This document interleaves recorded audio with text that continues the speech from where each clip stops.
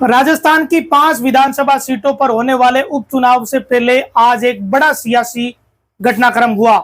एक तरीके से कह सकते हैं कि देर रात्रि में हुआ और भारतीय जनता पार्टी ने दो तरह के बड़े बदलाव किए। एक तो बीजेपी के प्रदेश अध्यक्ष को बदल दिया और दूसरा प्रदेश के प्रभारी को बदल दिया। अब राजस्थान में बीजेपी में सीपी जोशी की जगह नए प्रदेश अध्यक्ष मदन राठौड़ है, जो राज्यसभा के सांसद भी है।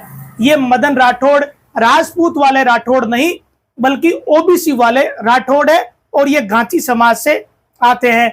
दूसरा, बीजेपी ने प्रभारी अरुण सिंह को भी बदल दिया गया और उनकी जगह नए प्रभारी बना दिए गए और एक तरीके से एक बड़ा सियासी मैसेज बीजेपी ने दिया है। अरुण सिंह की जगह अब सांसद राधा मोहन दास अग्रवाल बीजेपी राजस्थान के नए प्रभारी होंगे। बीजेपी के राष्ट्रीय अध्यक्ष जेपी नड्डा ने मदन राठौड़ को प्रदेशाध्यक्ष नियुक्त कर दिया है। 2 दिन पहले ही सीपी जोशी को लेकर यह खबर आई कि उन्होंने इस्तीफे की पेशकश की है। वैसे बीजेपी में ज्यादा ये सिस्टम चलते नहीं, बीजेपी में नया प्रदेशाध्यक्ष अचानक बना दिया जाता है और फिर पहले वाला का इस्तीफा अपने आप ही हो जाता है। अब मदन राठौड़ को लेकर ज्यादा जानकारी अपडेट यह है कि पिछले कुछ महीनों का कि 5 महीने पहले ही उन्हें राज्यसभा का सांसद बनाया गया था। अब पार्टी ने उन्हें प्रदेश अध्यक्ष की बड़ी जिम्मेदारी सौंप दी है। मदन राठौड़ ओबीसी मूल के वोट बैंक को मजबूत करने के लिहाज से उन्हें यह जिम्मेदारी दी गई है। ये मदन राठौड़ राजपूत वाले राठौड़ नहीं है, घांची समाज से आते हैं और घांची समाज राजस्थान में ओबीसी में है। लेकिन बीजेपी ने 5 विधानसभाओं के उपचुनाव से पहले जो बड़ा बदलाव किया है, क्या इसका कोई असर होगा? ये तभी पता चलेगा जब उपचुनाव का प्रचार शुरू हो जाएगा या समय नजदीक आ जाएगा। अब इससे पहले बीजेपी ने एक चीज और करी थी उपचुनाव को लेकर, वो ये कि 5 विधानसभा क्षेत्रों में प्रभारियों की घोषणा कर दी थी और 22 लोगों को जिम्मेदारी दी थी, जिसमें देवली, उनियारा, दौसा, झुंझुनू, क्यूसर और 84 यहाँ 5-5 प्रभारी बीजेपी ने बना दिए।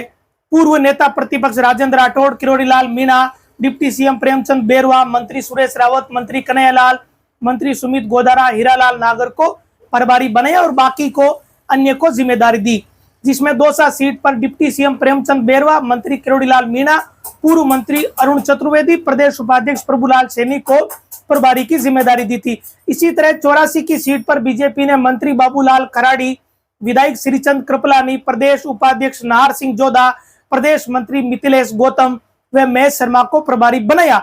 वहीं देवली उनियारा में पूर्व नेता प्रतिपक्ष राजेंद्र राठौड़, मंत्री हीरालाल नागर, विधायक जितेंद्र गोटवाल, प्रदेश महामंत्री ओम प्रकाश बड़ाना को प्रभारी बनाया गया। झुंझुनू में मंत्री अविनाश गहलोत, मंत्री सुमित गोदारा, प्रदेश महामंत्री श्रवण बांगड़ी, विधायक गोवर्धन वर्मा को प्रभारी बनाया।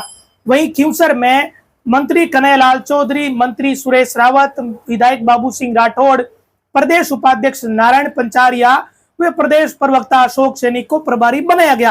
अब इन प्रभारियों में से कुछ प्रभारी दौरों पर निकल गए और वो इन उपचुनावों को लेकर तैयारियां कर रहे हैं। इधर कांग्रेस ने भी अपनी तैयारियां कर ली। कांग्रेस ने 23 जून को ही कमेटियां बना दी। कांग्रेस ने झुंझुनू में जो कमेटी बनाई उसमें सांसद ब्रजेंद्र ओला, महासचिव राम सिंह कस्वा, जिला अध्यक्ष दिनेश सुंडा, विधायक मनोज मेघवाल की कमेटी बनाई।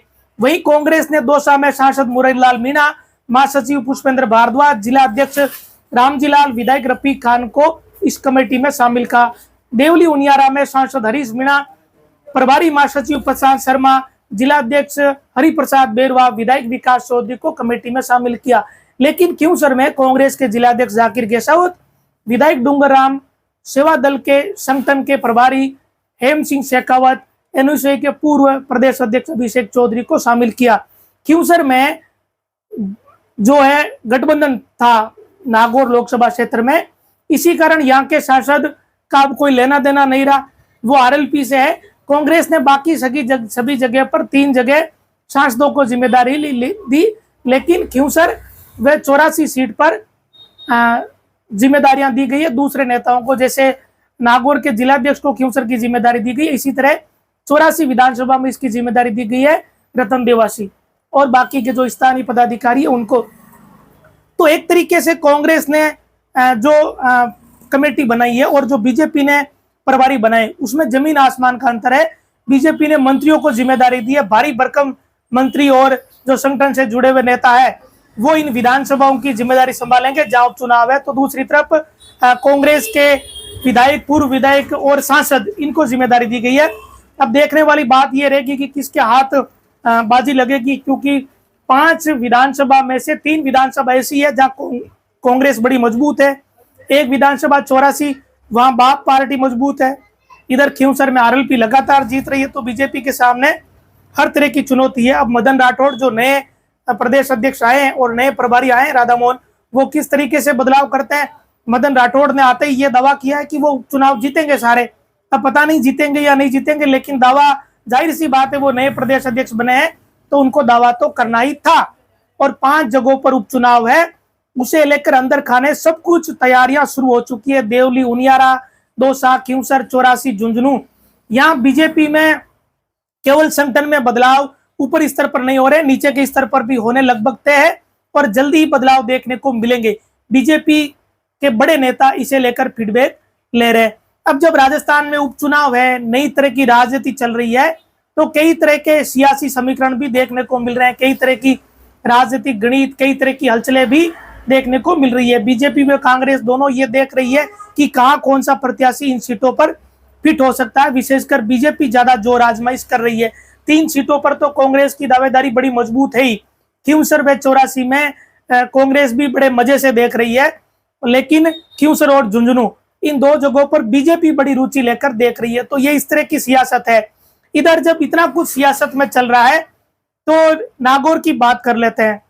जब सत्ता है तो सबको जन्मदिन याद है। आज ज्योति मिर्धा का जन्मदिन है और जब ज्योति मिर्धा सत्ता में है तो जगह जगह होर्डिंग लगे हुए हैं। इन्हीं ज्योति मिर्धा के कई जन्मदिन आए होंगे।